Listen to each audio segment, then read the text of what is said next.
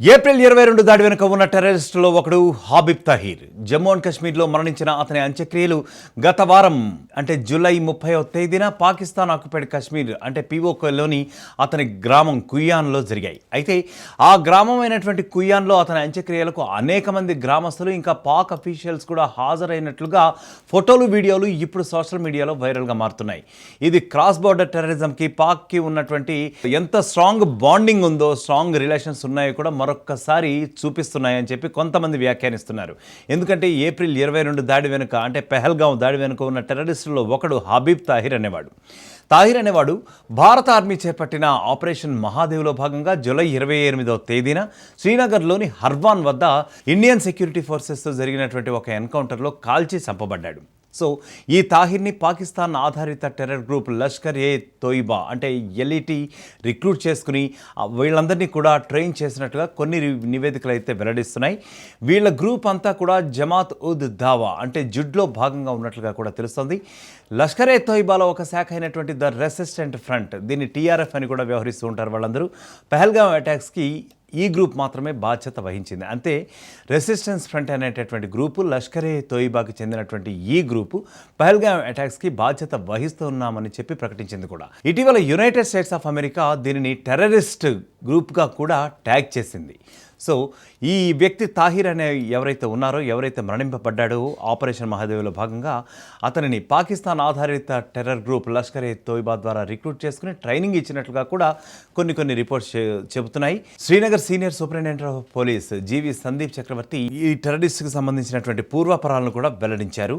ఇతను లష్కర్ ఏ తోయిబాకి చెందినవాడేనని చెప్పి నిర్ధారించారు కూడా. ఇంకా జూలైన జరిగినటువంటి ఆపరేషన్ మహాదేవ్ సమయంలో ఇతను భారత్ ఆర్మీ చేత చంపబడ్డారని కూడా ఆయన నిర్ధారించడం జరిగింది. ఈ తాహిర్ శ్రీనగర్లో జూలై 28వ తేదీన హర్వాన్ వద్ద జరిగినటువంటి సెక్యూరిటీ ఫోర్సెస్తో జరిగిన ఎన్కౌంటర్లో మరణించాడు. అయితే మనకు అందుబాటులో ఉన్నటువంటి వీడియోస్ ఇంకా ఫొటోస్ ప్రకారం పాక్ ఆక్యుపైడ్ కాశ్మీర్లోని కుయ్యాన్ గ్రామంలో స్థానిక నివాసులు జూలై 30వ తేదీన తాహిర్ అంత్యక్రియల సమయంలో చాలామంది పాల్గొన్నారు. అయితే ఈ ఫెరడల్ కార్యక్రమానికి ఎప్పుడైతే స్థానిక ఎల్ఈటీ కమాండర్ అంటే లష్కర్ ఏ తోయిబా కమాండర్ రిజ్వాన్ హనీఫ్ అనే వ్యక్తి సాయుధ వ్యక్తులతో అక్కడికి వచ్చాడో అతనితో ఉన్న తన అనుచరుడు గన్తో అక్కడ ఉన్నటువంటి మౌర్నర్స్ అంటే సానుభూతి పరులని తన బంధువులను అందరినీ కూడా బెదిరించాడట.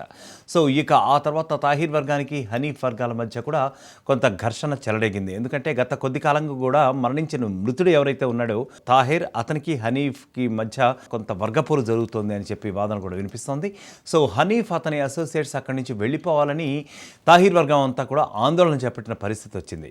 సో మేలో ఇండియా ఆపరేషన్ సింధూర్ సమయంలో కాల్చివేయబడినటువంటి ఎల్ఈటీ టెర్రరిస్ట్ అబ్దుల్ రవూఫ్ యొక్క ఫోన్లకు కూడా కొంతమంది టాప్ పాకిస్తాన్ అఫీషియల్స్ హాజరయ్యారని చెప్పి వాళ్ళ లిస్టును కూడా విడుదల చేసింది మన ప్రభుత్వం. పాకిస్తాన్లో ఉన్నటువంటి పంజాబ్ ఏదైతే ఉందో అందులో మురిద్కే అనే ఏరియాలో చంపబడ్డ అబ్దుల్ రవూఫ్ యునైటెడ్ స్టేట్స్ చేత కూడా ప్రత్యేకంగా ఒక డెసిగ్నేటెడ్ గ్లోబల్ టెర్రరిస్ట్గా గుర్తించబడ్డాడు. మురిద్కే అనేది లష్కర్ ఏ తోయిబా యొక్క ప్రధాన కేంద్రంగా తెలుస్తుంది. ఇంకా ఇది పాకిస్తాన్లో టెర్రర్ నర్సరీగా కూడా వ్యవహరిస్తూ ఉంటారట.